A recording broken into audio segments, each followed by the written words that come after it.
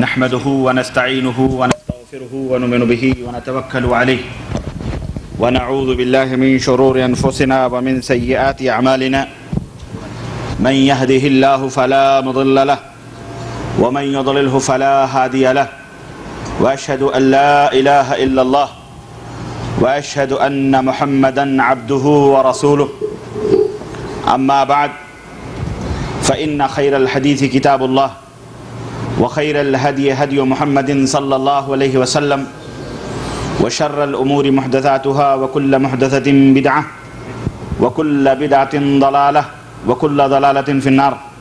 وتعالى في كلامه المجيد: أعوذ بالله السميع العليم من الشيطان الرجيم بسم الله الرحمن الرحيم. رضی اللہ عنہم ورضوا عنہ کی خوشخبریاں اور بشارتیں اللہ وحدہ لا شریک نے نازل فرمائیں. یہ دشمنوں کو اچھی طرح سے پتہ ہے کہ وہ ایمان کیا ہے، وہ عقیدہ کیا ہے. انہیں یہ پتہ ہے کہ مسلمان جو اپنے ایمان اور عقیدوں سے دور ہوتا جائے گا، جو اس کے ایمان اور عقیدوں کے اندر فساد پیدا ہوتا جائے گا، جو ان کے ایمان کے اندر نبی کے بتلائے ہوئے طریقے سے دوری پیدا ہوتی جائے گی، تو اللہ کی رحمتیں اس مسلمان سے دور ہوتی جائیں گی اور اللہ کی نکبت، اللہ کا عذاب، اللہ کا غضب اس امت کے اوپر نازل ہوتا رہے گا. یہ دشمنوں کو اچھی طرح سے پتہ ہے. یہ اور بات ہے کہ ہمارے مسلمان بھائیوں کو اس کا علم نہیں ہے، لیکن مسلمانوں وقت بہت کم ہے، مسلمانوں زندگی بڑی مختصر ہے، مسلمانوں اب کوئی دوسرا نبی آنے والا نہیں، اب کوئی رسول جگانے کے لیے نہیں آئے گا. اب یہی علوم وارثین علوم نبوت ہیں، اللہ کے دین کے اللہ کے رسول کے دین کے جو وارث ہیں، یہی تمہیں جگانے کے لیے ہیں، یہی تمہیں بیدار کریں گے. اے مسلمانوں، ہوش کے ناخن لو اور اپنے ایمان اور عقیدے کی اصلاح کرو. میرے عزیزو، یہ ایمان اور عقیدہ بڑی اہمیت کی حامل چیز ہے. اس کا فساد، اس کا بگاڑ انسان کو دنیا کے اندر جو ذلیل تو کرتا ہی ہے، آخرت میں بھی اس کا کوئی حصہ نہیں ہوتا ہے. اعمال کا نمبر دوسرا ہے، اعمال سیکنڈ نمبر پہ آتے ہیں. اس کی کوئی اہمیت بے ایمانی کے ساتھ نہیں ہو سکتی ہے. اگر انسان کا ایمان درست نہیں ہے، انسان کا عقیدہ درست نہیں ہے، اس کے اعمال کتنے ہی اچھے کیوں نہ ہوں، کتنے ہی خوبصورت کیوں نہ ہوں، اللہ وحدہ لا شریک کے ہاں وہ نمازیں، وہ روزے، وہ تسبیحیں، وہ ذکر اور وہ اذکار، وہ کوئی بھی چیزیں اللہ رب العزت کے ہاں قابل قبول نہیں ہیں. اس لیے میرے عزیزو، پہلی جو ہماری بنیادی سیڑھی ہے وہ ہے ایمان کی، عقیدے کی اصلاح. اور آج کا جو موضوع ہے وہ اسی ایمان اور عقیدے سے متعلق ہے. جس طرح سے اور بہت سارے بنیادی عقیدوں کو برباد کرنے کی اور اس کے اندر بگاڑ پیدا کرنے کی دشمنان اسلام نے کوشش کی اور مسلمانوں کے صفوں کے اندر انتشار پیدا کر کے ان کو دھڑے بندیوں میں بانٹ کر انہیں تقسیم کر کے مختلف بدعقیدگیاں ان کے درمیان پھیلائیں، کہیں شرک کے اندر ملوث کیا، کہیں بدعات کے اندر اس امت کو غرق کرنے کی کوشش کی، اسلام کے نام پر کہیں اس کے ضمیر کا سودا کیا گیا، اللہ کا در چھڑوا کر غیر اللہ کی چوکھٹوں پہ اس کو جو ہے جھکایا گیا. اللہ وحدہ لا شریک کا کلمہ پڑھوا کر کے بھی اللہ کا کلمہ پڑھوا کر کے بھی غیروں کو مشکل کشائی اور حاجت روائی کے لیے اس امت کی زبانوں پر دوسروں کے کلمے، دوسروں کے نعرے، دوسروں کی پکاریں جاری کی گئیں. اور آج امت کا ایک عظیم طبقہ نہ جانتے ہوئے یا جانتے ہوئے، اللہ ہی بہتر جانتا ہے، بہرحال ایک عظیم شرک کے اندر ملوث ہے. رب ذوالجلال کی قسم ہے، جب سوچتے ہیں تو راتوں کی نیندیں اچاٹ ہو جاتی ہیں کہ پاک پروردگار، یہ 70% آبادی مسلمانوں کی ہمارے ملکوں کے اندر جو شرک کی گندگیوں کے اندر سسک رہی ہے اور جو شرک کی آلائشوں میں ڈوبے ہوئے ہیں، اے اللہ، اس امت کے یہ برے علماء جو اس امت کے نوجوانوں کو، بزرگوں کو ہلاکت و تباہی کی طرف لے جا رہے ہیں، آخر کیا حشر ہوگا، ان کا کیا انجام ہوگا؟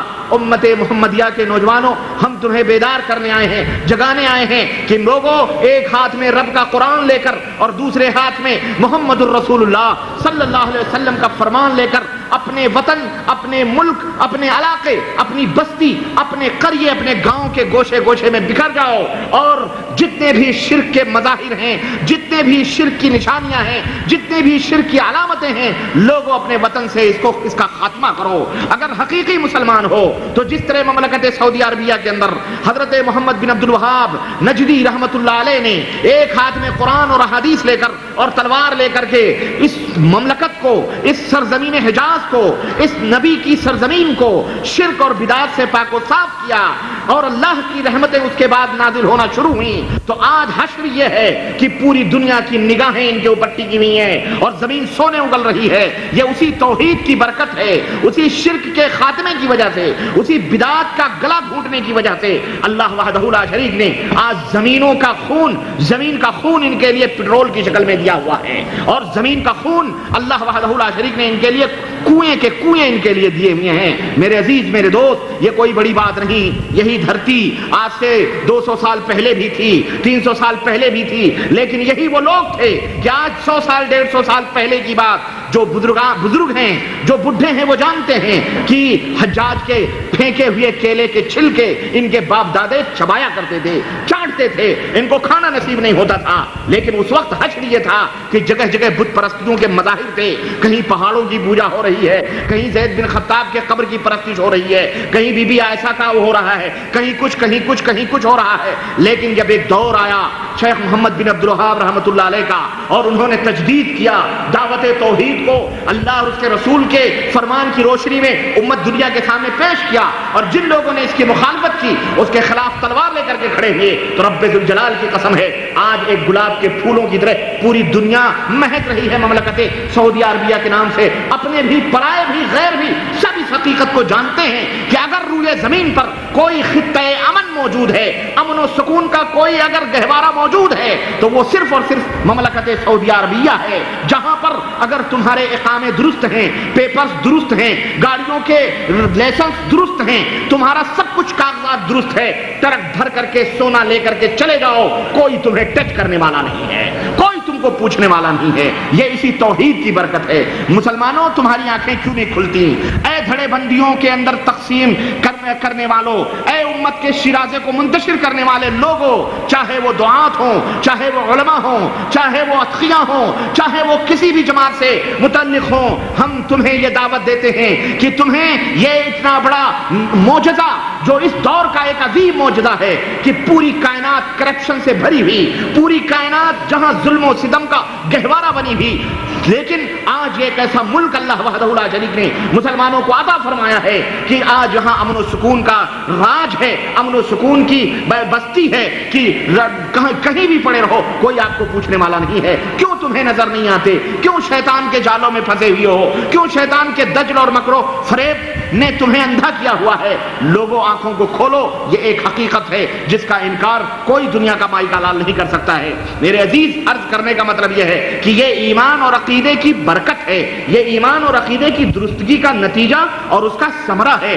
آج بھی ہو جو براہیم سا ایمان پیدا، آگ کر سکتی ہے اندازے گلستان پیدا، وہی اللہ ہے، وہی آسمان ہے، وہی سورج ہے، وہی چاند ہے، وہی زمینیں ہیں، وہی فضائیں ہیں، وہی ہوائیں ہیں، وہی سب شمس و قمر ہیں، وہی سب کچھ ہے، وہی سب کچھ موجود ہے۔ اگر نہیں ہے تو ہمارے دلوں میں وہ ابو ذر غفاری اور وہ بلال حبشی کی روح نہیں ہے، ان کی جان نہیں ہے، ان کا ایمان نہیں ہے، ہم اس سے غافل ہیں، ہم اس سے دور ہیں۔ اللہ اکبر! جس نبی نے اس امت کو توحید کا درس دے کر کے دنیا کا رہبر بنایا تھا، رہنما بنایا تھا، آج وہی امت ٹیکس دے رہی ہے، آج اسی نبی کی امت جزیے دینے پہ مجبور ہے۔ مشرکین، مجوس، یہود و نصارہ ان کا قتل عام کر رہے ہیں، لیکن یہ مہر بلب خاموش تماشائی کا رول پلے کر رہے ہیں کائنات کے اندر۔ مسلمانوں، تم غلام بننے کے لیے نہیں آئے تھے، مسلمانوں تم ٹیکس دینے نہیں آئے تھے،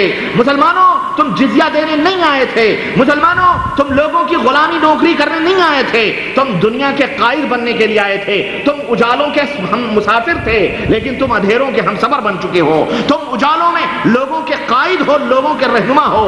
یہ بت پرست، یہ مشرک، یہ کنکر و شنگر کے پجاری، یہ گائے اور بچڑے کے پوجنے والے، یہ شرمگاہوں کی پرستش کرنے والے، یہ جو ہے اللہ کے نبیوں کو اللہ کا بیٹا قرار دینے والے، دنیا میں ذلیل و رسوا لوگ جو آج تمہارے سروں پہ مسلط ہیں، ہمارے سروں پہ مسلط ہیں، یہ ہماری بدعقیدگی کا یہ کھلم کھلا یہ نتیجہ ہے۔ اس کے باوجود بھی ہماری آنکھیں نہ کھلیں تو اب کیا کہا جائے؟ اس کا علاج کیا ہے سوائے اس کے کہ ہم اللہ سے دعا کریں کہ اے پاک پروردگار پھر وہی زمانے بہار کے لوٹا دے، نبوت کے وہی زمانے، وہی امن و شانتی کے زمانے لوٹا دے ہمارے اوپر، جو وہی نعمتیں ہمیں عطا فرما دے جس سے صحابہ کرام اور تابعین تبع تابعین مستفیض ہوا کرتے تھے۔ میرے عزیز، میرے دوست، میرے بھائی، کیا کس چیز کا رونا روئیں؟ میں عرض یہ کر رہا تھا کہ ایمان اور عقیدے کو بگاڑنے کی عالمی طور پر کوشش کی گئی، اور امت کے ایمان اور عقیدے کو کہیں تقوی کا نام لے کر،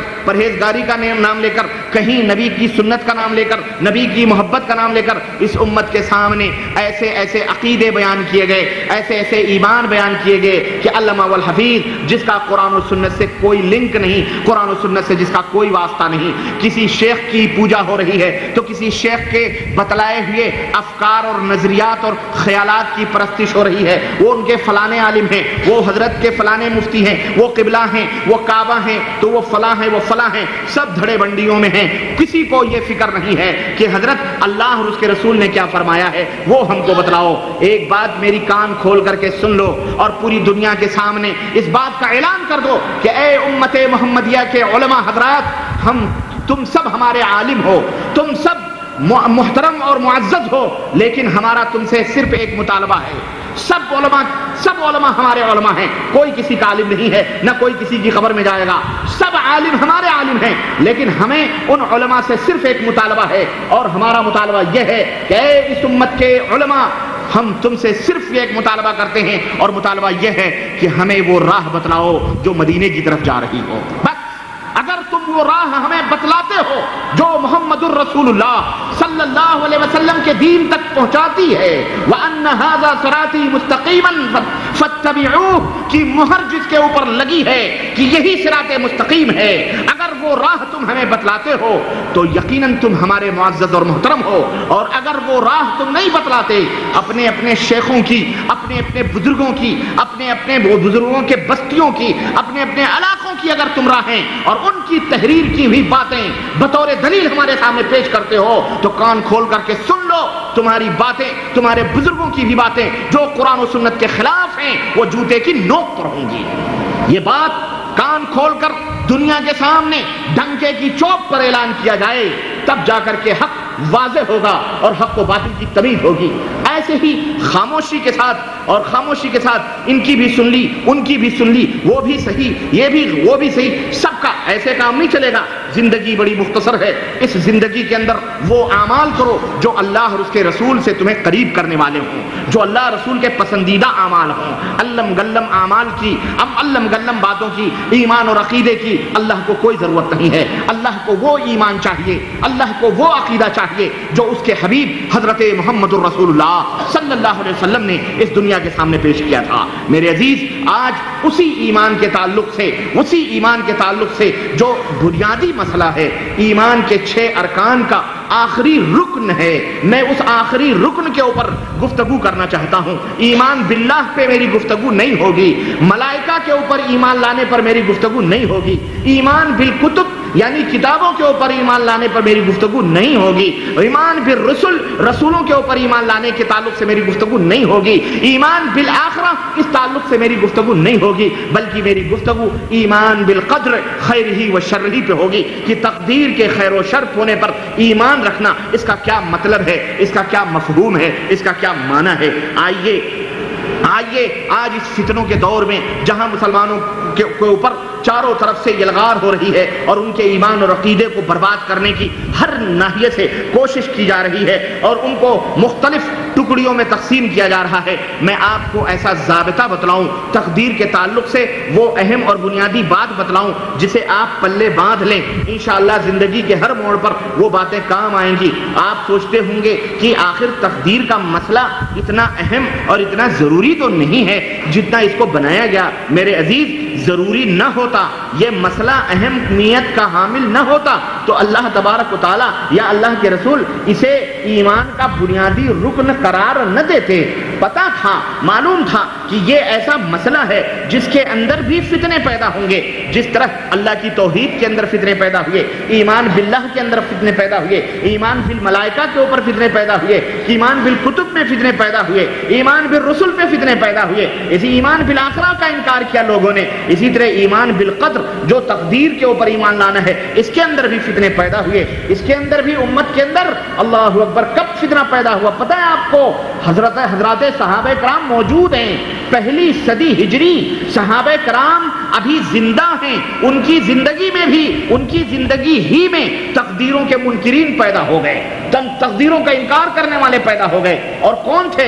کلمہ لا الہ الا اللہ پڑھنے والے لوگ تھے، لا الہ الا اللہ پڑھتے تھے، محمد الرسول اللہ پڑھتے تھے صلی اللہ علیہ وسلم، لیکن وہ لوگ تھے جو تقدیروں کا انکار کرتے تھے۔ عبداللہ ابن عمر تک جس کی خبر پہنچی، عبداللہ ابن عمر نے کہا ان سے کہہ دو کہ یہ کلمہ پڑھ کے بھی کافر ہے، کلمہ پڑھ کے بھی کیا ہے؟ جو تقدیر کا انکار کرے، جو تقدیر کا انکار کرے وہ مسلمان نہیں بلکہ وہ کیا ہے؟ کافر ہے۔ وہ لاکھ کلمہ پڑھے، لاکھ تقوی طہارت کی بات کرے، کیونکہ ایمان کا ایک اہم بنیادی رکن ہے۔ تو جس طرح پورے ایمان باللہ، ایمان بالملائکہ، ایمان بالرسل، ایمان بالکتب، ایمان بالآخرہ، اور چھٹا رکن ایمان بالقدر ہے، جس طرح ایک سب کو مان کر کے صرف ایک کا انکار کرنا کفر ہے، اسی طرح سے میرے عزیز سب کا انکار کرنا بھی، جس طرح سب کا انکار کرنا کفر ہے، اسی طرح ایک ایمان کے جز کا بھی یا ایک ایمان کے رکن کا بھی انکار کرنا یہ بھی کفر ہے۔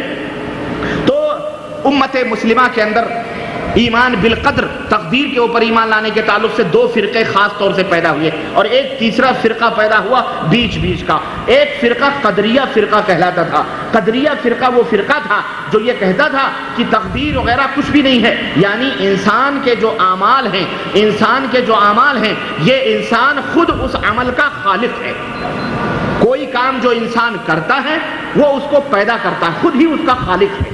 خیر اس کی تفصیلات میں انشاءاللہ آگے بتلاؤں گا، ابھی فی الحال یہ چیز رکھیں۔ تو ایک فرقہ قدریہ کا نکلا جس نے تقدیر کا انکار کیا، دوسرا فرقہ جبریہ کا نکلا، جبریہ فرقہ، اس نے کیا کہا؟ اس نے کہا تقدیر وغیرہ تو اللہ ہی سب کچھ کرتا ہے، اللہ نے شر پیدا کیے، اللہ نے خیر پیدا کیے، اللہ نے سب کچھ پیدا کیا ہے، ہم تو مجبور محض ہیں، ہماری نہ کوئی چاہت ہے، نہ ہماری کوئی منشا ہے، نہ ہمارا کوئی اختیار ہے، نہ ہمارا کوئی اقتدار ہے، بلکہ اللہ جو چاہتا ہے ہم سے کرواتا ہے۔ ہم چوری بھی کرتے ہیں تو اللہ کی رضا سے کرتے ہیں، استغفر اللہ، ہم زنا بھی کرتے ہیں تو یہ بھی اللہ کی رضا مندی ہے، اللہ کا ارادہ ہے۔ اس طرح سے اس فرقے نے بھی گمراہیت اختیار کی، اور اس فرقے میں جاد ابن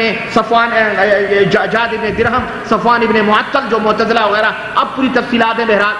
بہرحال یہ ایک علمی بحث بھی ہے اور ایک خشک بحث ہے، لیکن میں ان علمی منہ شگافیوں کو آپ کے سامنے نہیں ذکر کرنا چاہتا، موٹی موٹی جو ضابطے اور اصول کی باتیں ہیں وہ آپ کی خدمت میں رکھنا چاہتا ہوں۔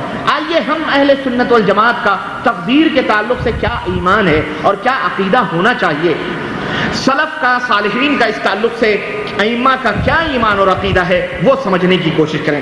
ہم مسلمان بحیثیت مسلمان یعنی اہل السنہ والجماعہ، کتاب و سنت کے حاملین، ہمارا ایمان اور عقیدہ تقدیر کے تعلق سے یہ ہے کہ اللہ تبارک و تعالیٰ کا جو علم ہے، اللہ وحدہ لا شریک کے علم اور اللہ وحدہ لا شریک کے انداز کے بغیر کائنات کی کوئی بھی چیز وجود میں نہیں آئی ہے، بلکہ کائنات کے اندر، دنیا کے اندر یہ چاند، یہ ستارے، یہ جتنی بھی چیزیں ہیں، یہ سب اللہ وحدہ لا شریک نے اپنے علم اور اپنے اندازے سے پیدا فرمایا، چھوٹی سے چھوٹی مخلوق ہو یا بڑی سے بڑی مخلوق ہو، حتیٰ کہ بندوں کے جو اختیاری اعمال ہیں، کام ہیں، افعال ہیں جو وہ کرتے ہیں اپنے اختیار سے، جو وہ کرتے ہیں، اس کا بھی خالق اللہ عز و جل ہے، اس کا بھی پیدا کرنے والا کون ہے؟ اللہ عز و جل ہے۔ اس کی مشیت اور اس کی حکمت کے سب تابع ہیں، وہ جو چاہتا ہے کرتا ہے اور جو نہیں چاہتا ہے نہیں کرتا ہے، سب اللہ وحدہ لا شریک۔ اس کائنات کسی بھی کام سے رکنے اور کرنے کی طاقت جو بندے کو ملتی ہے وہ اللہ ہی کی طرف سے ملتی ہے۔ یہ ہم اہل السنہ والجماعہ کا ایمان اور عقیدہ ہے۔ اس کی دلیل اللہ وحدہ لا شریک نے قرآن کریم میں ارشاد فرمایا، اِنَّا كُلَّ شَيْءٍ خَلَقْنَاهُ بِقَدَرٍ، اے لوگو ہم نے ہر چیز کو اندازے کے ساتھ پیدا کیا ہے، ہر چیز کو ہم نے اندازے کے ساتھ پیدا کیا ہے. اسی جگہ اللہ وحدہ لا شریک نے ایک جگہ اور فرمایا وَإِن مِّن شَيْءٍ إِلَّا عِندَنَا خَزَائِنُهُ وَمَا نُنَزِّلُهُ إِلَّا بِقَدَرٍ مَّعْلُومٍ. ہمارے پاس ہر چیز کے خزانے موجود ہیں. اللہ فرماتا ہے ہر چیز کے خزانے ہمارے پاس موجود ہیں اور ہم ان کو معلوم اندازے کے مطابق دنیا کے اندر اتارتے ہیں، لوگوں کو دیتے ہیں. اسی طرح اللہ وحدہ لا شریک نے ایک جگہ اور ارشاد فرمایا وَمَا أَصَابَ مِن مُّصِيبَةٍ إِلَّا بِإِذْنِ اللَّهِ. یعنی اے لوگو تمہیں جو بھی مصیبت آتی ہے، جو بھی دکھ یا پریشانی آتی ہے، وہ سب اللہ کے حکم سے آتی ہے. سب کچھ اللہ کے حکم کے بغیر ایک پتا بھی نہیں ہلتا ہے. اسی طرح سے اللہ وحدہ لا شریک نے ایک جگہ اور ارشاد فرمایا کہ وَعِندَهُ مَفَاتِحُ الْغَيْبِ. وہ اللہ وہ ہے جس کے پاس غیب کی کنجیاں اور چابیاں ہیں. لا يعلمها الا هو. اللہ کے سوا اس کا علم کسی کو نہیں. وَيَعْلَمُ مَا فِي الْبَرِّ وَالْبَحْرِ. اللہ کی ذات وہ ذات ہے جو خشکی اور تری کی ہر چیز کو جانتا ہے. وَمَا تَسْقُطُ مِن وَرَقَةٍ إِلَّا يَعْلَمُهَا. کوئی بھی پتا جو زمین کے اوپر سوکھ کر کے گرتا ہے اللہ کو اس کا علم ہے. وَلَا حَبَّةٍ فِي ظُلُمَاتِ الْأَرْضِ. اور زمین کی تاریکیوں میں جو دانہ موجود ہے وَلَا رَطْبٍ وَلَا يَابِسٍ. خشک ہو یا تر ہو جو بھی چیزیں موجود ہیں إِلَّا فِي كِتَابٍ مُبِينٍ. یہ سب کی سب چیزیں کتاب مبین کھلی ہوئی کتاب کے اندر اللہ کے ہاں موجود ہیں، لکھی ہوئی ہیں، مقدر ہیں. یہ آیات ہمیں اس بات کا درس دیتی ہیں کہ کائنات کے اندر جو کچھ بھی چیزیں ہیں، ہم ہوں، چرند ہوں، پرند ہوں، حشرات الارض ہوں، کیڑے مکوڑے ہوں، شمس و قمر ہوں، چاند ہو، سورج ہو، جو کچھ بھی ہے سب اللہ وحدہ لا شریک کے تابع ہیں. سب اللہ وحدہ لا شریک کی حکمت اور اس کی مشیت اور اس کی ارادے اور اس کے عدل اور اس کی رحمت کے تابع ہیں اور اللہ کے حکم کے بغیر کچھ نہیں ہوتا ہے. نبی علیہ الصلوۃ والسلام نے اس تعلق سے ایک بڑی پیاری حدیث صحیح بخاری اور صحیح مسلم کے اندر ارشاد فرمائی ہے. آپ صلی اللہ علیہ وسلم فرماتے ہیں کہ ان احدکم یجمع خلقہ فی بطن امہ 40 یوما. اے لوگو تمہاری جو جب تخلیق ہوتی ہے، جب تم پیدا کیے جاتے ہو تو تمہارا جو نطفہ ہے تمہارے ماں کے پیٹ میں 40 دن تک اللہ تبارک تعالیٰ جمع فرماتا ہے. 40 دن تک وہ نطفہ پیٹ میں ہوتا ہے. ثم یکون علقہ مثل ذلك. پھر اسی 40 دن کے اندر یعنی 40 دن کے بعد وہ جو پانی ماں کے رحم میں جاتا ہے وہ خون کا لوتھڑا بنتا ہے. خون کا وہ لوتھڑا بنتا ہے. ثم یکون مضغۃ مثل ذلك. پھر 40 دن کے بعد میں خون کا وہ لوتھڑا گوشت کی شکل اختیار کرتا ہے. ثم یرسل الیہ الملک. کتنے 40 3 40 میں ہو گئے. ان 3 40 کو جوڑیں کتنے مہینے ہوتے ہیں؟ 4 مہینے ہوتے ہیں. اور آج سائنس نے اسی کو ثابت کیا ہے کہ 4 مہینے میں نطفہ ٹھہر جاتا ہے. 4 مہینے تک ڈاکٹر ایک عورت کو زیادہ بوجھ اٹھانا، زیادہ تیز چلنے کا حکم نہیں دیتا. 4 مہینے کے بعد جب وہ نطفہ خون سے گوشت کی شکل اختیار کر لیتا ہے تو خلاص یہ کہہ دیا جاتا ہے کہ اب یہ نطفہ ٹھہر گیا ہے، انشاءاللہ اب کچھ دن انتظار کرو، چاند جیسا بچہ یا بچی ضرور پیدا. دیکھیں اس امی نے، اس ان پڑھ رسول نے، اس معلم کائنات نے آج سے 1400 برس پہلے کس طرح سے یہ نبی کی نبوت کی سب سے بڑی دلیل ہے. اور یہ کائنات کے لوگ، یہ جو سائنسداں اپنے آپ کو کہتے ہیں، ڈاکٹر، یہ لوگ جو کفار ہیں، جو ریسرچ کرتے ہیں، لیکن یہ بھی تو سوچو ہدایت سب کو نہیں ملتی ہے، خوش نصیبوں کو ملتی ہے.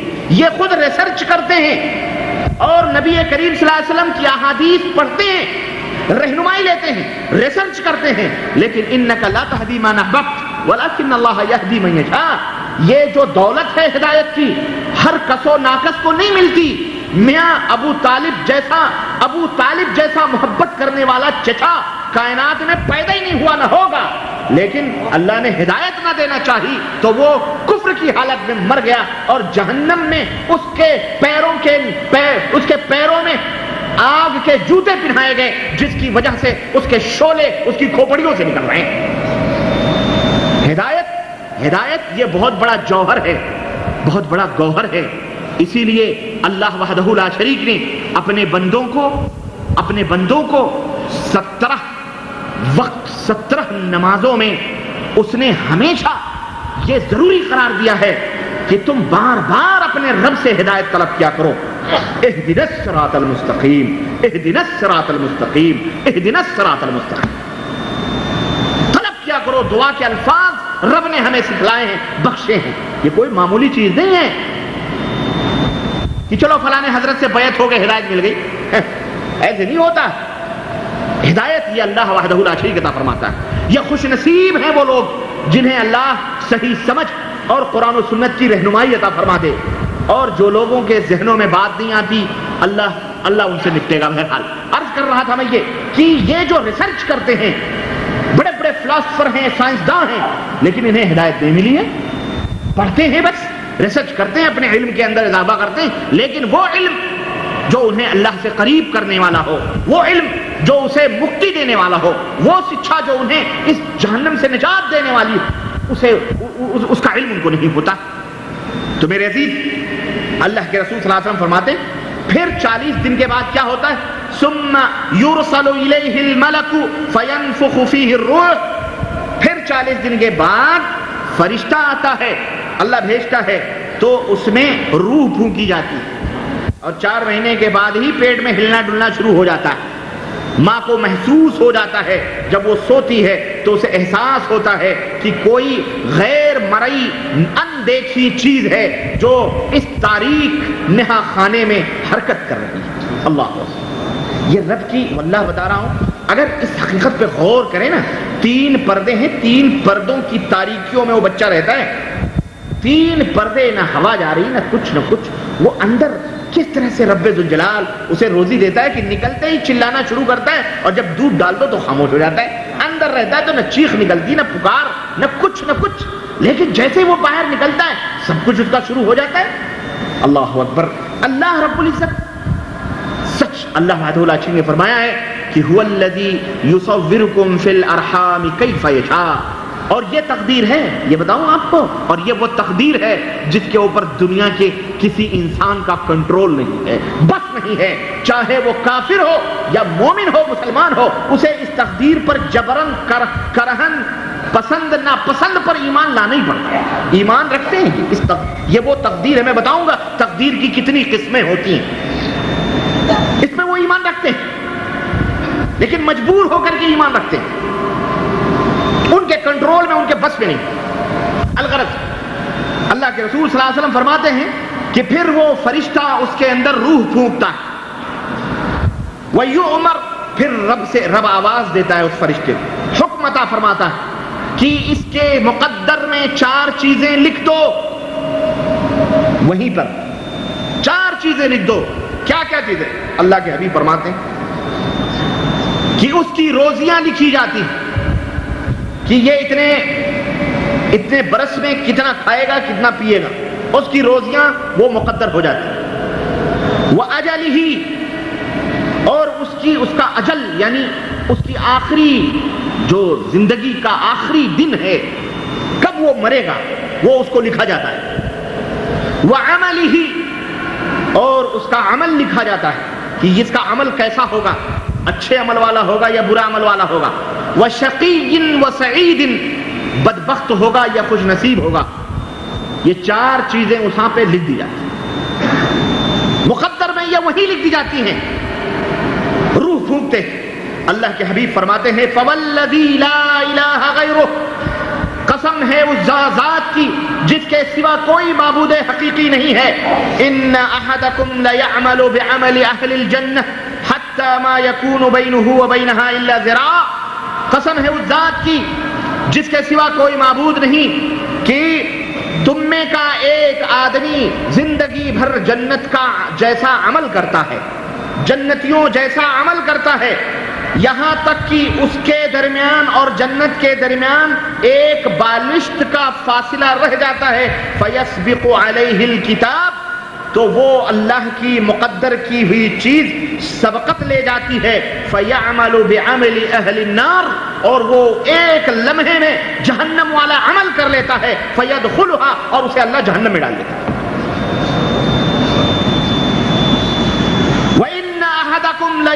بعمل اہل الجنہ فیدخلها، اور تم میں کا کوئی آدمی ایسا بھی ہے جو زندگی بھر جنت کا عمل کرتا ہے اور جنت میں چلا جاتا ہے، اس کے اوپر وہ مقدر اس کا جنت میں لکھا، جنت ہی اس کا مقدر لکھا ہوتا، اللہ اسے جنت میں ڈال دیتا ہے۔ تو یہ چیز لکھی ہوئی ہے۔ یہاں پر آپ کے ذہن و دماغ میں بہت سارے شکوک پیدا ہوتے ہوں گے، اور انہی شکوک کو، انہی ڈاؤٹس کو ختم کرنے کے لیے، رفع کرنے کے لیے پروگرام رکھا گیا ہے، اور اس کا جواب میں خود سے نہیں دوں گا، بلکہ سب کا جواب ہمارے اور آپ کے پیارے نبی حضرت محمد الرسول اللہ صلی اللہ علیہ وسلم دے کے گئے۔ ہمیں کچھ کہنے کی ضرورت نہیں ہے، نہ ہم کچھ اور اپنی طرف سے کچھ بڑھانے آئے۔ بہرحال یہ بات آپ یاد رکھیں، یہ اپنے ذہن میں رکھیں کہ جنت اور جہنم سب کچھ لکھا گیا ہے، اور آدمی زندگی بھر جنت جیسا عمل کرتا ہے، لیکن تقدیر سبقت کرتی ہے، اور رب نے اس کے مقدر میں جو لکھ دیا ہے وہ عمل وہ آخر میں کر لیتا ہے اور وہ جہنم میں چلا جاتا ہے۔ ایک جگہ اللہ کے نبی صلی اللہ علیہ وسلم نے اور ارشاد فرمایا، اور یہ تمام آیتیں اور حدیثیں ہم کو کس بات کی دعوت دے رہی ہیں؟ اس بات کی دعوت دے رہی ہیں کہ اے بندے، تجھے اللہ کی تقدیر کے اوپر مکمل طور پر یقین اور توکل اور بھروسہ کرنا ہے، ایمان لانا ہے۔ اللہ کے حبیب فرماتے ہیں احفظ اللہ یحفظک، اے اللہ کے بندے اللہ کو یاد رکھ، اللہ تجھے یاد رکھے گا۔ بڑی پیاری اور بڑی مارکت الحارہ حدیث ہے۔ اور اے امت محمدیہ صلی اللہ علیہ وسلم کے لوگوں، تم بڑے پزمردہ نظر آتے ہو، ذرا ذرا سی بات پر کم حوصلگی ظاہر کرتے ہو، کم ہمتی کے شکار ہو جاتے ہو، اور ذرا ذرا سی چیزوں پر آپس میں ٹینشن، لڑائیاں، جھگڑے، پھڈے، دولت کے لیے، دنیا کے لیے، رشتے ناتے سب کچھ ترک کر دیتے ہو۔ لیکن ذرا اس نبی کے اس مقدس فرمان کو بھی سنو، اور اپنے نبی کے پیارے پیارے ان کلمات کو سنو، انشاءاللہ تمہارے ایمان میں زیادتی پیدا ہوگی انشاءاللہ۔ کیوں؟ یہ وہ احادیث مبارکہ ہیں جن کے ذریعے سے ایک مومن کے دل کو روشنی اور جو ہے شائستگی، اور اپنے مومن کے دل و دماغ کو جلا ملتی ہے انشاءاللہ تبارک تعالیٰ۔ اللہ کے حبیب فرماتے ہیں احفظ اللہ یحفظک، کہیں بھی رہو اللہ کو یاد رکھو، اللہ تمہیں یاد رکھے گا۔ کتنی بڑی بات ہے یہ، اللہ کو یاد رکھو اللہ تمہیں یاد رکھے گا۔ مطلب یہ ہے اللہ کو بھولو گے، اللہ ظاہر ہے کہ تمہارے ساتھ وہ سلوک کیسے کرے گا۔ اس لیے پہلی نصیحت یہ ہے کہ اے سامعین اکرام، میری آواز سننے والوں، ہر پل، ہر گھڑی، ہر وقت، رات کی تاریکیاں ہوں، یہ دن کے اجالے ہوں، ہمیشہ اللہ کو یاد رکھو۔ اللہ کے نبی فرماتے ہیں احفظ اللہ تجد تجاہک، اللہ کے بندے اللہ کو یاد رکھ، اللہ کو ہر گھڑی اپنی مدد کے لیے پائے گا، ہر گھڑی اپنی مدد کے لیے تیار پائے گا، اپنے سامنے پائے گا تیری مدد کے لیے اللہ موجود ہے۔ اللہ اکبر۔ آج تم کو کہاں کہاں گھمایا گیا؟ بولو، تمہیں کہاں کہاں گھمایا گیا ہے؟ تمہیں کس کس طرح سے گھمایا گیا ہے؟ اللہ کے حبیب فرماتے ہیں اللہ کو یاد رکھو، اپنی مدد کے لیے ہر گھڑی ہر پل اللہ کو پاؤ گے۔ اور تم مدد کے لیے کس کو پکارتے ہو؟ یا علی توڑ دشمن کی نلی، جے بجرنگ بلی توڑ دشمن کی نلی۔ استغفر اللہ، کافروں کے نعرے وہ بلی ہیں، جے بجرنگ بلی ہیں، تو یہاں حضرت علی ہیں۔ یہ سب کفر کی دین ہے، یہ تمہارے ایمان اور عقیدے کو اسی طرح سلنڈر کیا گیا ہے۔ اللہ کی قسم، میں نے شروع میں بتلایا، شیطان اسی طرح سے تم کو ہلاک و برباد کیا ہے۔ اور جناب علی کہتے ہیں کہ ہم یہ فتح کر لیں گے، وہ فتح کر لیں گے، کچھ نہیں فتح کریں گے، یہ خود فتح ہو جائیں گے، یہ خود محکوم اور غلام رہیں گے، اور ہیں بھی۔ اس لیے یہ تعلیم تھی محمد الرسول اللہ صلی اللہ علیہ وسلم کی۔ اب بتاؤ، یا تو ہمارے نبی سچے، یا اس دور کا یہ سجادہ نشین اور پیر یہ مولوی سچا؟ کون سچا کون جھوٹا بتاؤ؟ ہم تو دنیا کو جھوٹا قرار دے کر مدینے کے اس چٹائی پہ بیٹھنے والے نبی کو سچا مان کر کے ہم اس کی باتوں کو سر آنکھوں پہ رکھتے ہیں۔ تم ہمیں کچھ بھی کہو، ہم نہیں تسلیم کرتے۔ وہ نبی اپنی امت کو تعلیم دے رہا ہے، اللہ کو یاد رکھو، اللہ کو اپنے سامنے ہمیشہ پاؤ گے، اپنی مدد کے لیے پاؤ گے۔ وَإِذَا سَأَلْتَ فَاسْأَلِ اللَّهِ۔ نمبر 1 اللہ کو یاد رکھو، اللہ تمہیں یاد رکھے گا۔ نمبر 2 اللہ کو یاد رکھو، اللہ کو اپنا مددگار پاؤ گے۔ نمبر 3 وَإِذَا سَأَلْتَ اور جب بھیک مانگو، جب کوئی چیز طلب کرو، کسی چیز کا سوال کرنا ہو، بیٹا مانگنا ہو، بیٹی مانگنا ہو، روزی مانگنا ہو، دولت مانگنی ہو، صحت مندی مانگنی ہو، تندرستی مانگنی ہو، مرض سے شفا مانگنی ہو، مقدمے کی جیت مانگنی ہو، اور سب کچھ مانگنی، جو کچھ بھی مانگنا ہے، وَإِذَا سَأَلْتَ فَاسْأَلِ اللَّهِ، کوئی بھی سوال کرنا ہے تو کس سے سوال کرو؟ خواجہ اجمیری سے سوال کرو، داتا حجویری سے سوال کرو، پاک بٹن کے دربار میں جاؤ، ملا پیازا کے دربار میں جاؤ، بیربل کے در چوکھٹ پہ جاؤ کہ جو ہے لکشمن اور اس کے سیتا کی چوکھٹوں مورتیوں کو جا کے چڑھاوے چڑھاؤ، کس کو چڑھاؤ؟ اللہ کے حبیب فرماتے ہیں وَإِذَا سَأَلْتَ فَاسْأَلِ اللَّهِ، جب سوال کرنا ہے، سوال اگر کرنا ہے تو اللہ وحدہ لا شریک سے سوال کرنا، مانگو تو کس سے مانگو؟ اللہ سے۔ اور کسی کے ساتھ کچھ لوگ آئے کہنے لگے یہودی بہت ستاتے ہیں، آپ میری مدد کریں، تو اللہ کے حبیب نے کیا فرمایا؟ اللہ کے حبیب فرماتے ہیں انما لا یستغاث بی، مجھ سے مدد نہیں طلب کی جاتی ہے، اگر تمہیں مدد طلب کرنی ہے تو عرش والے سے طلب کرو۔ اللہ اکبر، عرش والے کو مددگار مانو، عرش والے سے طلب کرو۔ کچھ لوگ آئے اور انہوں نے کہا کہ ماشاء اللہ و شئت، اے اللہ کے نبی، جو آپ چاہیں، جو اللہ چاہے اور جو آپ چاہیں۔ آج ہمارے ہاں بھی ملکوں میں ہماری مائیں بہنیں جہالت کی وجہ سے یا مولویوں کی مس گائیڈنگ کی وجہ سے یہ باتیں کہہ دیتی، بھیا اللہ رسول سمجھیں، اللہ رسول جانیں، اللہ رسول چاہیں گے تو ہم حج کو چلے جائیں گے۔ ہمارے ہاں بڑے بڑے جگادری پھینٹے لپیٹ لپیٹ کر کے طوطے چھا، ہرے چھا، بلند چھا، نیچے جا، اجالے جا گھومتے ہیں، اور جب ان سے پوچھو بھائی، کہتے ہیں آقا کا کرم ہوگا تو مدینے پہنچ جائیں گے، ہیں، اور روتے ہیں، یہ سمجھتے ہیں کہ مدینے کے جوار میں بیٹھ کر کے ہم جنت لے لیں گے۔ میاں تمہارا ایمان، مدینے کے جوار میں کیا، مدینے کا سجا، نبی کا سگا چچا، نبی سے محبت کرنے والا جنت نہیں پا سکا تو تو مدینے کے بغل میں بیٹھ کے جنت کیسے لے لے گا بھائی؟ اگر جنت لینا تھی تو اب ابراہیم کا سگا باپ جہنم کے اندر الٹے نہ لٹکائے جاتے، بلکہ ابراہیم انہیں جنت میں لے جاتے۔ اگر جنت حاصل کرنا ہوتی اور ملتی کسی کو نسبتوں سے تو نوح کا بیٹا جہنم کے اندر نہ چلتا، بلکہ باپ اپنے بیٹوں کو جنت میں لاتا۔ اگر جنت ملنا ہوتی تو لوط اپنی بیوی کو جہنم کے اندر نہ جلتا ہوا دیکھتے چھوڑتے، بلکہ اسے بھی جنت میں لاتے اپنے ساتھ۔ تو تم کہاں ہو؟ اس لیے اللہ کے حبیب صلی اللہ علیہ وسلم کے پاس وہ لوگ آئے اور کہنے لگے کہ اے اللہ کے حبیب میری مدد کیجیے۔ اللہ کے نبی نے کہا میری مجھ سے نہیں بلکہ اللہ سے مدد طلب کی جاتی ہے۔ اور جب انہوں نے کہا کہ جو اللہ چاہے اور آپ چاہیں، اللہ کے حبیب تڑپ اٹھے اور آپ نے کیا فرمایا؟ اجعلتنی ندا للہ، تو نے مجھے اللہ کا شریک بنا دیا۔ اور آج تو لمبے لمبے گھوٹالے کر کے لوگ ڈکار ہی نہیں لیتے، وہ کہتے بھی کہ یہ شرک ہے، وہ کہتے ہیں یہی عین توحید۔ سب سے بڑی توحید یہی ہے کہ بزرگوں کو پکارو اور ولیوں کو درگاہوں پہ چڑھاوے چڑھاؤ اور عرس اور میلے کرو، اجڑے گھسڑے کو، یہی اصل اسلام ہے اور یہی اصل دین۔ میرے پاس ایک کیسٹ موجود ہے، ابھی کچھ پچھلے جمعہ کی کیسٹ ہے، BBC لندن سے خواجہ اجمیری کے درگاہ سید زین العابدین خان صاحب کا انٹرویو ٹیلی ویژن پہ آیا تھا۔ آپ لوگوں نے بھی کسی نے دیکھا ہوگا، آپ ہی لوگوں میں کسی نے مجھے ریکارڈ کر کے وہ کیسٹ دی کہ ربانی صاحب اس کو سنیے، اس میں آپ کے لیے بڑے مسالے ہیں۔ میں نے کہا یار اس کو کیا سنوں، مسالے تو ہمیں بہت پہلے سے ملے ہوئے ہیں۔ کہنے لگے یہ نیا مسالہ ملا ہے۔ اس نے سوال کیا اور وہ کوئی پتہ نہیں کیا نام ہے اس کا، BBC لندن کی انٹرویو لینے والی، بڑے چبھتے ہوئے سوالات کر رہی ہے وہ سجادہ نشین سے۔ اس نے کہا کہ حضرت آپ یہ بتلائیں کہ آپ جو کچھ اجمیر کے درگاہ میں ہوتا ہے، جو مزار کو دھلا جاتا ہے، تو کیا ایسا نہیں ہے کہ اس میں اسلام کے طریقے سے اس میں بت پرستی کی کچھ بو آتی ہے؟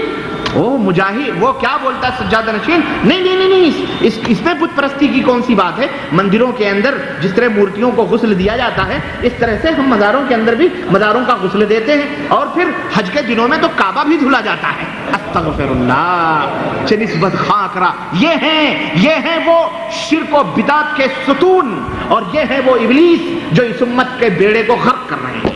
مسلمانوں تم ان مردوں کے پرستشوں میں لگے ہوئے ہو، اللہ کے لیے یہ رب اپنے نبی کے ان میٹھی میٹھی باتوں کو اور پیاری پیاری باتوں کو سنو، اور یہ اس امت کے جو مکار اور دجال اور فریبی ہیں ان سے اپنے ناطے توڑو اور مدینے والے سے اپنے رشتے جوڑو۔ دیکھو اللہ کے حبیب کیا فرماتے ہیں، اذا سالتا فسل اللہ، سوال کرنا ہے تو اللہ سے سوال کرو، وعلم، اور جان لو، ان الامت، سنو کتنی پیاری بات اللہ کے حبیب اپنی امت کو بتلا رہے ہیں، ان الامت لو اجتمعت على ان ينفعوك بشيء لم ينفعوك الا بشيء قد كتبه الله لك، اگر کائنات پوری کی پوری ایک پلیٹ فارم پہ جمع ہو کر تمہیں فائدہ پہنچانا چاہتی ہے، لیکن اللہ نے تمہارے مقدر میں فائدہ نہیں نقصان لکھا ہے، تو کائنات تمہیں مل کے بھی فائدہ نہیں پہنچا سکتی۔ کتنی بڑی بات ہے یہ۔ اور سنو، اور فرماتے ہیں وَإِنِ اجْتَمَعُوا عَلَىٰ أَن يَضُرُّوكَ بِشَيْءٍ، اور اگر اسی طرح سے پوری کائنات ایک پلیٹ فارم پہ جمع ہو جائے اور تمہیں نقصان پہنچانا چاہے، لیکن اللہ نے تمہارے مقدر میں فائدہ لکھا ہوا ہے، تو پوری کائنات ایک جگہ جمع ہو کر کے تمہارا بال بھی بیکار نہیں کر سکتا۔ اللہ اکبر، یہ ہے تقدیر۔ اور ایک بندے مومن تقدیر پر توکل رکھتا ہے، بھروسہ رکھتا ہے، وہ مرغیوں سے نہیں ڈرتا، وہ مردوں سے نہیں ڈرتا، وہ بلیوں سے نہیں ڈرتا کہ بلی راستہ کاٹ گئی تو حاجی صاحب تھیلا لٹکائے منہ لٹکائے واپس آ رہے ہیں۔ کیا ہوا؟ بلی راستہ کاٹ گئی، کیسے جائیں، کچھ حادثہ ہو سکتا ہے۔ چلتے چلتے ڈرائیور نے بریک لگائی اور گاڑی روکی، اترا اور گیا جھنڈی شاہ کے اوپر چمنی چڑھا کر، بیگانے چڑھا کر، پھر ڈرائیونگ سیٹ پہ پھر خراٹے لے کے نا۔ پوچھنے والے نے پوچھا بھائی یہ کیا ہے؟ کہنے لگے بہت پہنچیلے بابا ہیں، ابھی بغیر رشوت دیے جائیں گے، آگے ایکسیڈنٹ ہو جائے گا۔ یہ حشر ہے ان مردہ پرستیوں کا، یہ نتیجہ ہے ان کے ایمان کا۔ تو اللہ کے اوپر توکل کہاں رہا؟ رب نے جو تقدیریں لکھی ہیں اس کے اوپر کہاں رہا بھروسہ؟ اللہ اکبر۔ ابھی میں کچھ نمونے پیش کروں گا اپنے تمہارے بزرگوں کے، جو دین کے بزرگ ہیں۔ کون کس کے بزرگ ہیں؟ بزرگ دو طرح کے ہوتے ہیں، ایک دین کے بزرگ ہیں، ایک بزرگان اسلام ہیں، ایک بزرگان اسلام ہیں، ایک بزرگان دین، یعنی بزرگان دین و اسلام ہیں، جو ہمارے بھی بزرگ ہیں، آپ کے بزرگ ہیں۔ اور ایک دوسرے ماڈل کے بزرگ لوگ ہیں، وہ بزرگان تصوف ہیں، بزرگان صوفیہ ہیں۔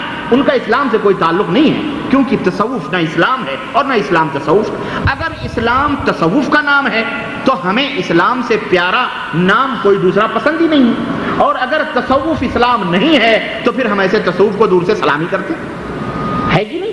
تو ایک بزرگان تصوف ہیں، یہ گھوٹالے ہمارے یہاں چل رہے ہیں، انہی بزرگان تصوف کو بزرگان اسلام کا نام دے دے کر کے امت کو گمراہ کیا جا رہا ہے۔ اب میں بزرگان اسلام کے کچھ چیدہ واقعات میں آپ کو ابھی بتاؤں گا۔ سب سے پہلے یہ بنیادی باتیں قرآن و سنت کی روشنی میں آپ سمجھتے چلیں۔ اللہ کے حبیب صلی اللہ علیہ وسلم، یہ ترمذی کی روایت ہے، اللہ کے حبیب فرماتے ہیں کہ یاد رکھو رفعت الاقلام وجفت الصحف، یاد رکھو قلم اٹھا لیے گئے ہیں، رب نے جو تقدیریں لکھ دی ہیں اب وہ قلم اٹھ چکے ہیں اور صحیفے خشک ہو چکے ہیں، روشنائیاں خشک ہو چکی ہیں، اب اس کے اندر کوئی تبدیلی نہیں آئے گی۔ اسی طرح سے اللہ کے حبیب صلی اللہ علیہ وسلم فرماتے ہیں ان اول ما خلق اللہ تعالی القلم، سب سے پہلے اللہ تعالیٰ نے اس کائنات میں جس چیز کو پیدا کیا وہ کون سی چیز ہے؟ قلم۔ قلم۔ ہمارے کچھ گروپ کے لوگ ہیں کہتے ہیں دنیا میں سب سے پہلے جو چیز پیدا کی گئی وہ ہمارے نبی کا نور ہے، اللہ نے اپنا نور کاٹ کے وہ ایک نور سے اللہ کے نبی کو بنایا۔ ہم نے کہا تو یہ وہی عقیدہ ہو گیا کرسچنوں والا کہ وہ جگر گوشے ہیں اللہ کے، کون؟ حضرت مسیح علیہ السلام، تو جگر کا ٹکڑا ہے وہ، تو نور کا ٹکڑا ہے یہ، تو پھر تو وہی بات ہو گئی جس طرح وہ اپنے عقیدے رکھتے ہیں، تم نے بھی رکھے نعوذ باللہ۔ تو اللہ وحدہ لا شریک نے سب سے پہلے قلم کو پیدا فرمایا، فقال له اکتب، اللہ نے فرمایا قلم سے لکھ۔ اس نے کہا ربی وماذا اکتب، اے اللہ میں کیا لکھوں؟ تو اللہ وحدہ لا شریک نے فرمایا اکتب مقادیر کل شیء حتی تقوم الساعة، اے قلم قیامت کی صبح تک آنے والی جتنی بھی چیزیں ہیں سب کو تحریر کر دے۔ اللہ اکبر، اس قلم نے سب کو تحریر کر دیا، سب چیز لکھی جا چکی ہے۔ یہ ہمارا عقیدہ ہے، مومنوں کا عقیدہ ہے۔ اسی طرح اللہ کے رسول صلی اللہ علیہ وسلم نے فرمایا اعملوا فکل میسر لما خلق لہ، اے لوگو عمل کرتے جاؤ، عمل کرتے جاؤ۔ یہ اس شبہے کا جواب ہے جو ہمارے تمہارے ذہنوں میں آیا ہے کہ جب جنت و دوزخ مقرر ہے جس کو جنت میں جانا ہے وہ جنت میں، جس کو جہنم میں جانا ہے وہ جہنم میں۔ میں بھی پچھلے ہفتے ایک تقریر سن رہا تھا، صحیح بخاری کی ایک دم صحیح روایت، اللہ کے رسول صلی اللہ علیہ وسلم نے فرمایا ایک دفعہ صحابہ کرام کے اوپر نکلے اور آپ کے ہاتھوں میں کچھ اوراق داہنے ہاتھ میں تھے، کچھ پیپرز بائیں ہاتھ میں تھے۔ آپ نے صحابہ کی طرف اشارہ فرمایا اور کہا اے میرے صحابہ تمہیں پتا ہے کہ یہ میرے ہاتھ میں جو پیپرز ہیں یہ پیپرز کیسے ہیں؟ انہوں نے کہا اللہ اور اس کے رسول زیادہ جانتے ہیں۔ اللہ کے رسول صلی اللہ علیہ وسلم نے فرمایا یہ جو داہنے ہاتھ میں پیپرز ہیں یہ قیامت تک کے آنے والے لوگ جو جنت میں جائیں گے وہ ان کے نام مع ولدیت کے لکھے ہوئے ہیں، اور یہ جو بائیں ہاتھ میں پیپرز ہیں اس کے اندر وہ لوگ جو جہنم میں جانے والے ہیں ان کے نام مع ولدیت کے اس کے اندر لکھے ہوئے ہیں۔ اور اس کے بعد میں اللہ کے نبی صلی اللہ علیہ وسلم نے وہ پیپرز یوں کھولے اور وہ غائب ہو گئے۔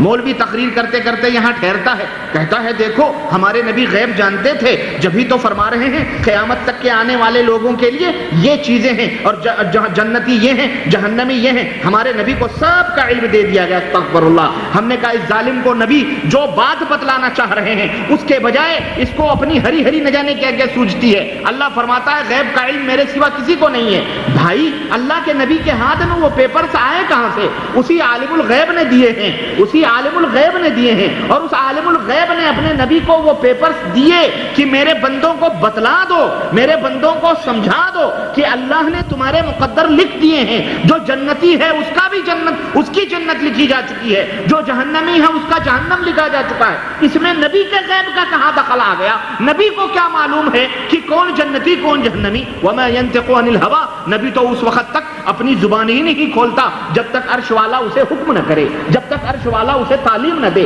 جب تک عرش والا اسے پیغام نہ دے۔ اللہ نے وہ چھپی ہوئی بات اپنے نبی کو بتلا دی، نبی نے بندوں تک پہنچا دیا، بات ہی ختم ہو گئی۔ تو اس میں نبی کا اب یہ اس طرح سے امت کو گمراہ کیا جاتا ہے، اللہ ان کے قید اور مکر اور ان کے شر سے محفوظ رکھے، آمین۔ تو عرض کرنے کا مطلب یہ ہے کہ اللہ کے حبیب صلی اللہ علیہ وسلم سے جب یہ بات ہوئی تو صحابہ کرام نے عرض کیا کہ افلا نتکل یا رسول اللہ، اے اللہ وندع الاعمال، اے اللہ کے نبی کیوں نہ ہم اسی بات پر بھروسہ کر لیں، جب جنتی کا ٹھکانہ جنت، جہنمی کا جہنم لکھا جا چکا ہے تو اعمال کرنے کی کیا ضرورت ہے، اسی پر بھروسہ کر لیتے ہیں۔ اللہ کے حبیب نے فرمایا اعملوا، عمل کرتے جاؤ، عمل کرو، فکل میسر لما خلق لہ، اس لیے کہ تمہیں اسی اعمال کی توفیق دی جائے گی جس کے لیے اللہ نے تمہیں پیدا فرمایا ہے۔ اللہ اکبر۔ خوشخبری ہے ان لوگوں کے لیے جن کے ایمان و عقیدے درست، جن کے نمازیں درست، جن کے روزے درست، جو پانچوں وقت کی نماز پڑھتے ہیں، اللہ اور اس کے رسول کے فرمودات پہ عمل کرتے ہیں، حرام سے بچتے ہیں، حلال کھاتے ہیں، گناہوں سے دور رہتے ہیں، گناہ کبیرہ سے بچتے ہیں، اللہ اور اس کے رسول کے فرمودات پہ عمل کرتے ہیں، وہ یہ سمجھ لیں، وہ سمجھ لیں کہ انشاءاللہ تبارک و تعالیٰ اپنے دلوں میں یہ امید بھی رکھیں، اپنے دلوں میں اللہ سے امید رکھیں کہ انشاءاللہ ان کا ٹھکانہ ضرور جنت ہے انشاءاللہ تبارک و تعالیٰ۔ اور جو لوگ نماز نہیں پڑھتے، جو لوگ بے ایمان ہیں، جو لوگ بد مذہب ہیں، بد عقیدہ ہیں، شرک کے اندر ملوث ہیں، بدعت کرتے ہیں، خرافات کرتے ہیں، مردے پوجتے ہیں، زندوں کے سجدے، نہ جانے کیا کیا جو خرافات کرتے ہیں، وہ یہ سمجھ لیں اور وہ دین سے دور ہیں، وہ سمجھ لیں کہ ان کا مقدر جہنم ہے، کیونکہ ان کو سچا اور اچھا عمل کرنے کی توفیق ہو ہی نہیں رہی ہے، نہ وہ اسے مل رہی ہے۔ اسی لیے اللہ کے رسول صلی اللہ علیہ وسلم نے فرمایا کہ من یرید اللہ بہ خیرا یفقہہ فی الدین، اللہ جس کے ساتھ بھلائی چاہتا ہے اسے دین کی سمجھ عطا فرماتا ہے، دین کی دولت عطا فرماتا ہے۔ تو اے دیندار لوگوں، اے مسجدوں کو آباد کرنے والے اللہ کے بندوں، اے اپنی پیشانیوں کو اپنی مسجدوں میں جھکانے والے، اے اپنی پیشانیوں کو سجدوں سے آباد کرنے والے، اے اللہ وحدہ لا شریک سے ڈرنے والے، اے حلال کھانے والے، اے گناہوں سے بچنے والے، اے بھلائیوں کا حکم دینے والے اللہ کے بندوں، تمہارے لیے خوشخبری ہے کہ اللہ نے تمہیں جنت کے لیے منتخب فرما لیا ہے، تمہارا مقدر جنت بن چکی ہے۔ اس لیے عمل کرتے جاؤ، عمل کرتے جاؤ، اللہ سے اسی بات کی امید رکھو، لا تقنطوا من رحمت اللہ، اللہ کی رحمت سے نا امید نہ ہو۔ حضرت عمر کی وہ بات یاد رکھو کہ حضرت عمر بن خطاب فرماتے ہیں کہ اگر اللہ تبارک و تعالیٰ ساری کائنات کو جنت میں جانے کا حکم دے دے اور ایک بندے کو جہنم میں جانے کا حکم دے دے تو میں اللہ سے اتنا ڈرتا ہوں کہ کہیں ایسا نہ ہو کہ میں وہی اکیلا بندہ ہوں اور میں جہنم میں جاؤں۔ اللہ اکبر۔ اور حضرت عمر فرماتے ہیں اسی طرح سے ان کے اللہ سے امید کا عالم یہ ہے کہ کہتے ہیں کہ اگر ساری کائنات کو اللہ جہنم میں جانے کا حکم دے دے اور کسی ایک شخص کو جنت میں جانے کا حکم دے دے تو میں اللہ سے امید کرتا ہوں کہ میں اللہ کا وہ بندہ ہوں گا جو جنت میں جاؤں گا۔ تو دیکھیں خوف کا اور امید کا یہ عالم ہے، اور مومن کا ایمان بین الرجاء والخوف، امید اور خوف کے درمیان ہوتا ہے۔ اللہ سے خوف بھی رکھو اور اللہ